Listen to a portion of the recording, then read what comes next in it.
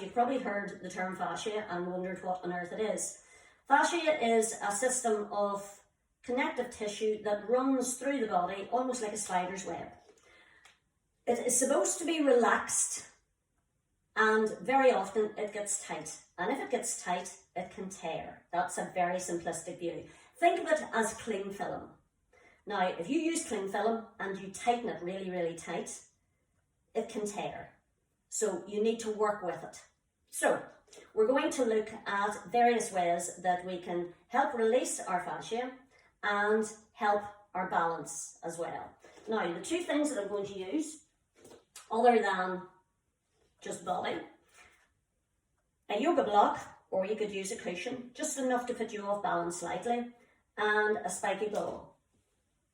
Now, the spiky ball that you use for preference is called a prickle ball. The reason being, it's bendy. There's a lot of give in it, so it's not as painful to use, and it is a much better option. Alternatively, you can put two socks, put one inside the other, bundle them up, and you can use it, or a tennis ball. But this is the ideal thing to use. So I'll set those to one side to start with. Now, we're going to start with a little bit of balance work.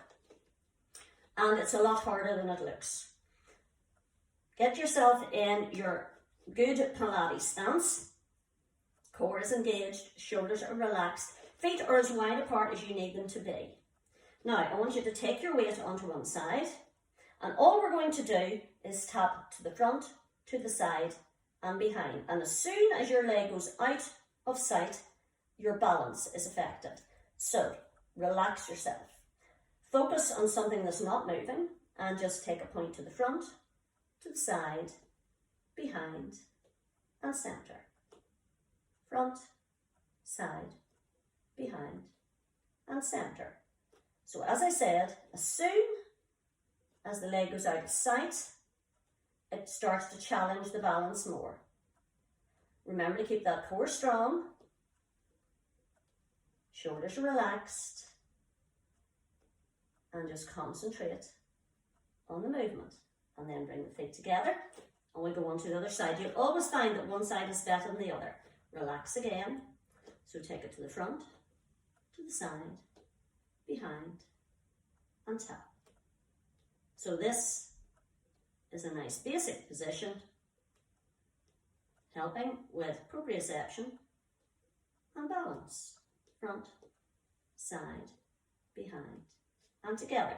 Now, to take that up a level, instead of tapping down each time, we float the foot. So get your balance, and remember you can put the foot down at any time if you start to feel yourself go off kilter.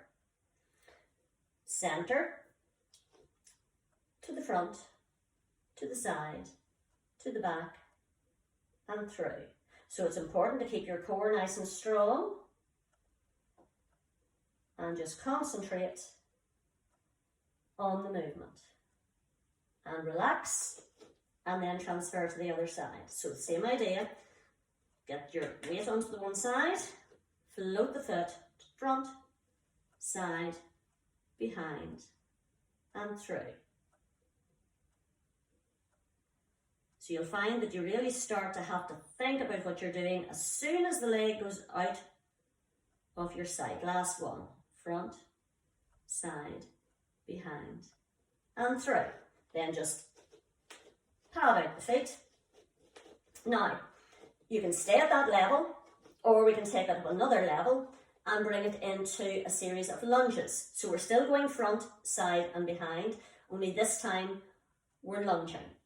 So take your feet into your comfortable position, relax them down,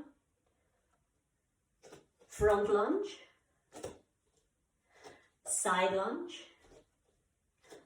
back lunge, and squat in the center. Same with the other side.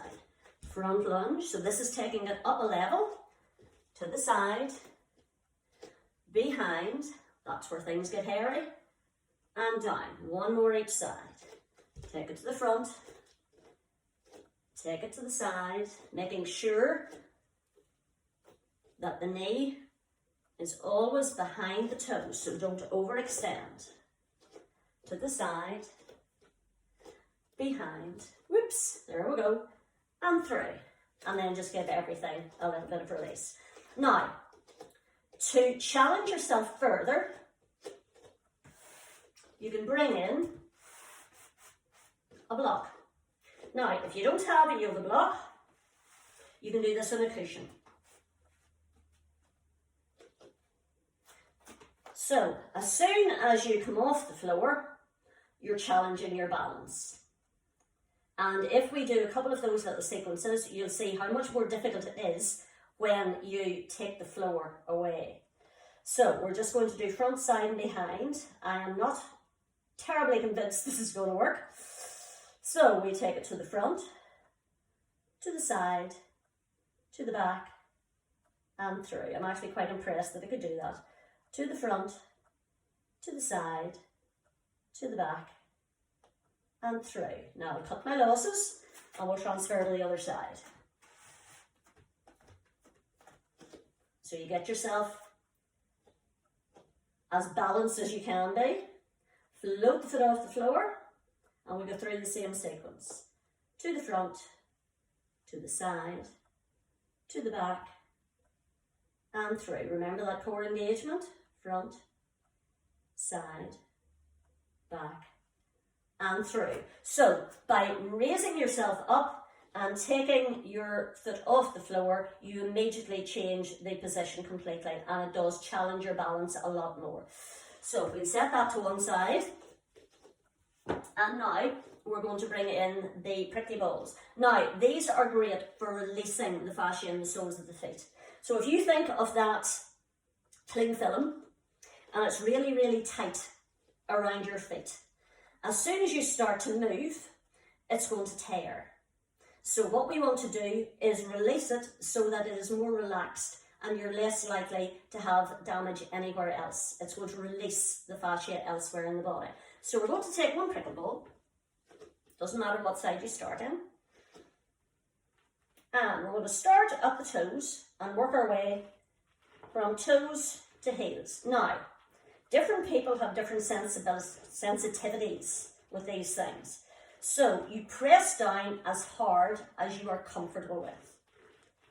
You do need to put a little bit of pressure on. That's why the prickle balls are so good, because they give as you press down. They're not like the wee hard massage balls that stay the same. They're very uncomfortable. So if you can, and you want to do this, get one of these. Now, as well as going forward and back along the middle of the foot, we go to the inside, just along the arch of the foot, and then we transfer and we go along the outside edge of the foot. So you're getting the whole of the foot massaged. Now, we don't only go forward and back, we can go from side to side, making sure you get across the toe area and across the heel area, and then we circle in one direction. Now this is great for releasing stiffness in the foot and ankle.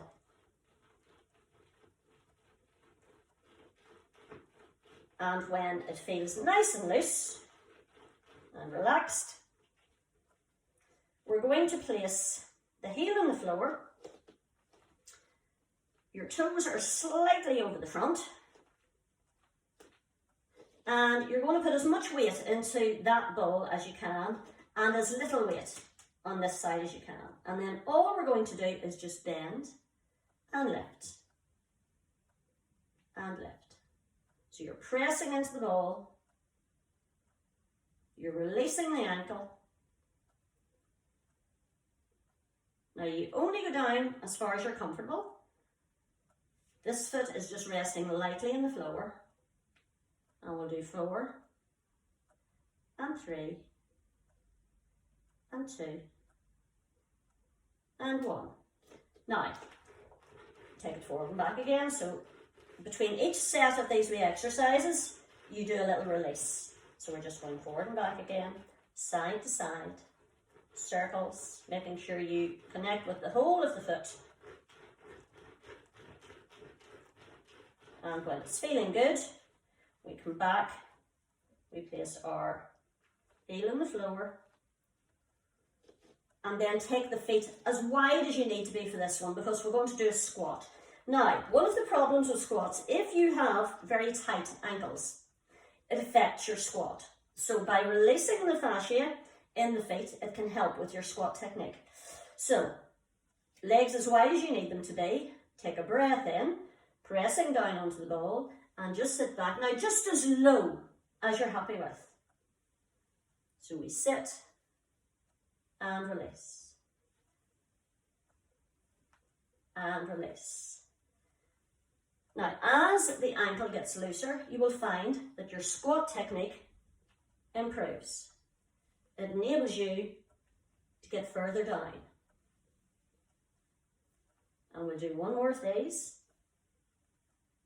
And we release, and then we go back to our rolling backward and forward. Now you're probably thinking, is she ever going to change feet? Yes, she is. But not quite yet. And round.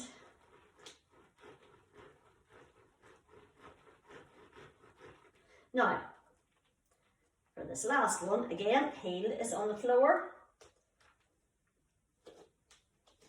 Resting on the ball. Now, we're going to do a roll down. Now, you can do a full roll down or a half roll down. It is entirely up to you. Reach. You can go into a slight extension if it feels good. Bring the arms down. And then just release. Knees are soft. Now, if you want to stop the thighs and stay there, you can do so. Or you can take yourself right down, just as far as you're comfortable with. Take a breath in. And release it back up. And extend. Stretching right through to those fingertips with a slight bend if it's good for you. Ease it down. Relax the head and shoulders. Think of that core engagement, so belly button through the spine, knees are slightly soft. Just as down as far as you're happy with. Relax into the stretch.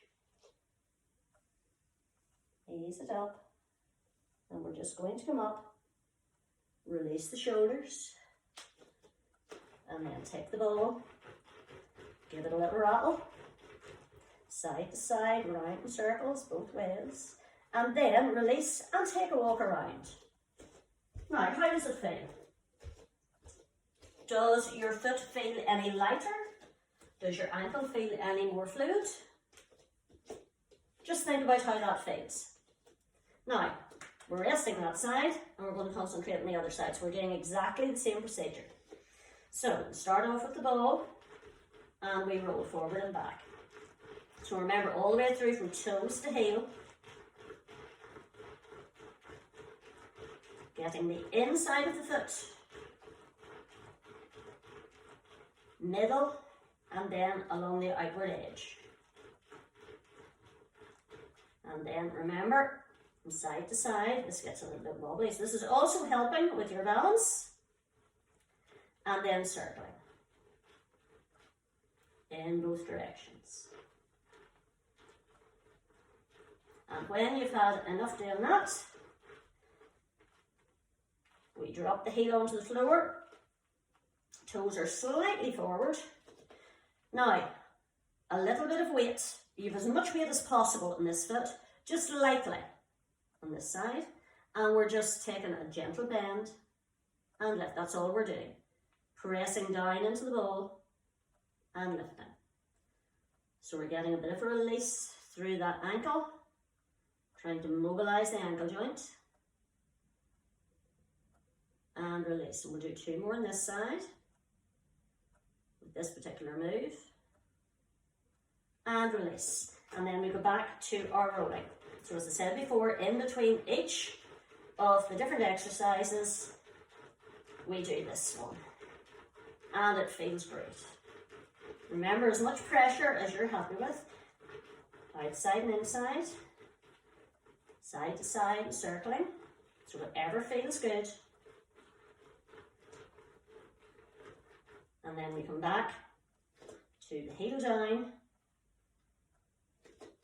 ball of the foot, over the ball, toes are free. Now take the feet wider this time, so we're going into the squat, so you take your feet as wide as you need them to be. If you need to angle the toes, that's absolutely fine.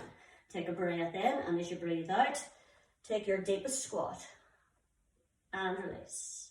Now very often people think that knees or backs are the reason that they can't squat too deeply, where it actually might be the fact that the ankles are very stiff.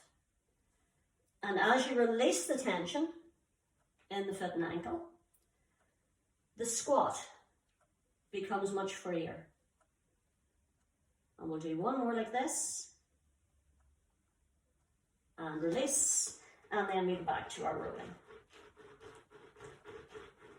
Now obviously if you didn't have a spiky ball or any other variation, you can use a soft ball. You don't get the same effect, but you'll still get the movement through the joint. Round and round, side to side, just to make it release. And then for our last one, we're going to do that roll down again. So heel on the floor. Now remember, you can do a full roll down or a half roll down, that's entirely up to you. Extend, and if the extension doesn't suit, just start from the shoulders. Release, and then roll it down. Belly button through to spine, knees are soft, pressing into the ball, and releasing down. Take a breath in, ease it back up. And we'll do one more like that. Extend, slight back extension, it feels good. Release it down, release head and shoulders. Pressing down into the ball. Ease it down. Release. And as we come up, then one more time, we'll just give it a roll. Just as much as you need to feel good. Side to side, round circles. Remember, you do all the variations. And this time, leave it and take a wee walk. Now, again, how does that feel? How does the foot feel? How does the ankle feel? Do you feel lighter? I find when I use it that I feel much lighter. My feet feel lighter, my ankles feel much more mobile. So, that is a brief introduction to using different techniques for using balance work, fascia release, and using spiky balls to help. So thank you very much, and I hope you enjoyed that little introduction.